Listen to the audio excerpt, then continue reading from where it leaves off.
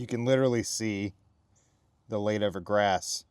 It's all laid over in that direction, which if I stand up, that's exactly the slope of this property. What's going on, everybody? It's Andrew with Natural State Horticare. I'm in the backyard of one of my favorite clients right now, and he called me yesterday and asked me, hey, Andrew, what's going on with my backyard? My front yard looks great. Backyard's struggling. Got some brown spots. They don't seem to be getting any better. What's going on? So I was like, all right, well, I'll come out tomorrow. I'll take a look. Now I'm here. I'm looking, and it looks like one of the main problems is slope, the grade of the land. So anytime it rains on this property, you can see the retaining wall behind me. It comes off of that main slope behind me, comes down that hill there, and ends up here where we are. Now, I'm currently standing in some river rock here because I assume the drainage is so bad that this area just can't grow any grass at all. And the grass just above it struggles, especially to come out of dormancy after a year where we got snow and ice. Here's another issue I see all the time.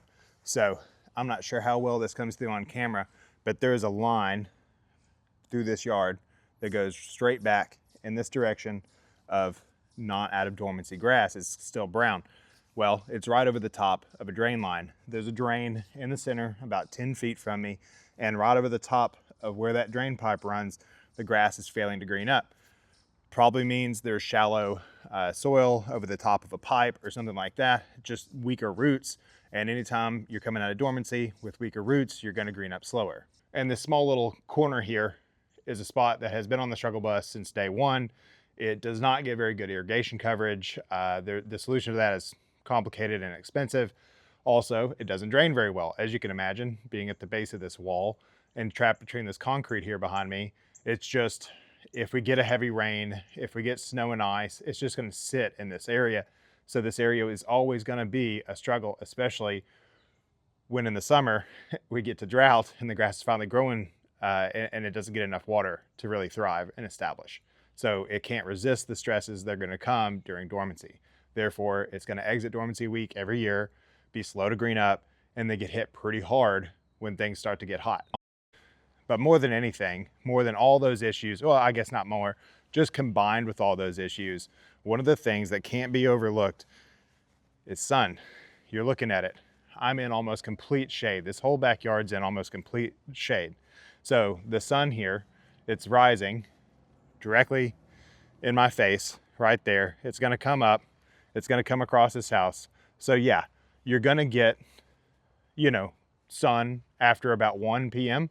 and all the way into the afternoon. Before then, the house casts its own shadow on the lawn, but that's the culprit right there. So there's about, 80 feet of trees behind me. That's gonna cast a long shadow for a large portion of the day. Not that you can't grow zoysia grass here. Obviously you can grow zoysia grass here, but one of the things that's often overlooked is minor differences in sun, and that can make all the difference. So 2 hours difference of sunlight could mean the difference between a lawn that greens up like that and one that takes, a month longer than your neighbor's lawn. Areas of the lawn that were struggling to begin with from things like drainage or drought, poor irrigation coverage, a drain's not installed correctly, things like that don't, they're not at the front of mind when everything is going right.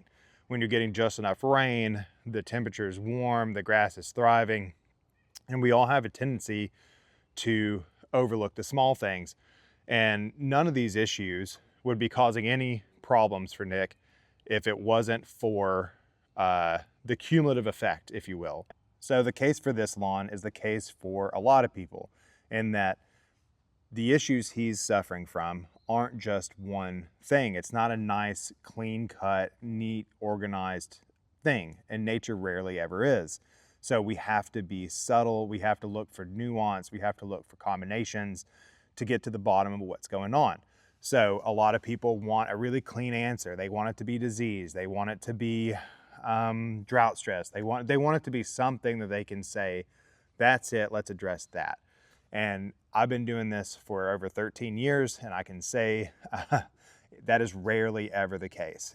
It's almost always a combination of things. Yes, disease is real. Yes, drainage problems are very important to address. Irrigation problems are important to address, but don't forget the big picture. These things add up. These little bitty things, these little nicks to the health of the plant make a difference over the long term, and they can accumulate. And so, you know, if you have a little bit of a drainage issue combined with a little bit of shade, well, that shade may cause that grass to green up really slow.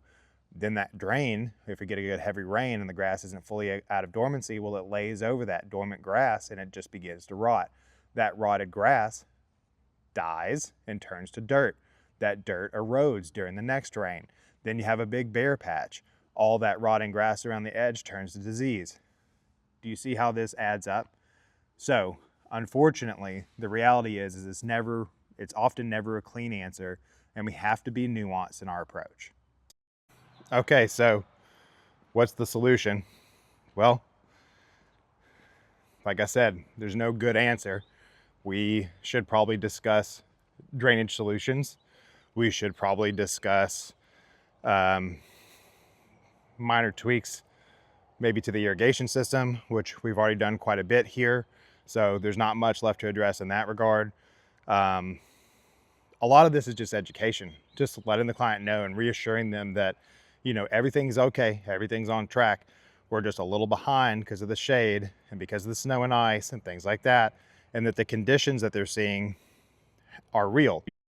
There are a few things though that can be addressed. So one is, you know, always do your spring low mow, which it looks like Nick's done. If you want to take that a little bit further, and I recommend that you do, dethatching is always a good idea. I've made several videos about that. But more than anything, guys, we just have to be realistic, and we have to admit that Mother Nature is ultimately, at the end of the day, in control of this entire endeavor, and that we are only able to do so much, and we have to live in the bounds of reality. It looks like they got TP'd a little bit. So even in the front yard where things are doing much better, you can see here behind me along the edges and things like that where they're up against the house and maybe they get just a little bit less sun than areas that are further out. It's greening up slower, which totally normal. In a few weeks, all this will be perfectly green grass. If you want to help your lawn a little bit, rake out the dead decaying material. Rotting material is never good. But other than that, guys, just keep in mind, it's a process. Things green up at their own pace. Where this client absolutely made the best call was reaching out to a professional and asking advice. Instead of making some rash decision or spending a bunch of money in the wrong direction, he simply reached out to us and asked, hey guys, can you come look at this? And that's all we ask from all of our clients. Just reach out to us. We are here to help. We are not your average lawn care company. We are built for nuance. We are built for conversation. We have staff on hand, managers and myself, ready to go, who are trained in this and trained in the art of lawn deduction. And we're gonna get to the bottom of it, even though it may not be a clean answer. We're gonna tell you what's going on, what are the combination of issues happening to your lawn that's causing it not to green up or to struggle. And every now and again, we're gonna catch something big, but oftentimes it's just a matter of education and addressing the small things. All right, thanks guys, have a good one.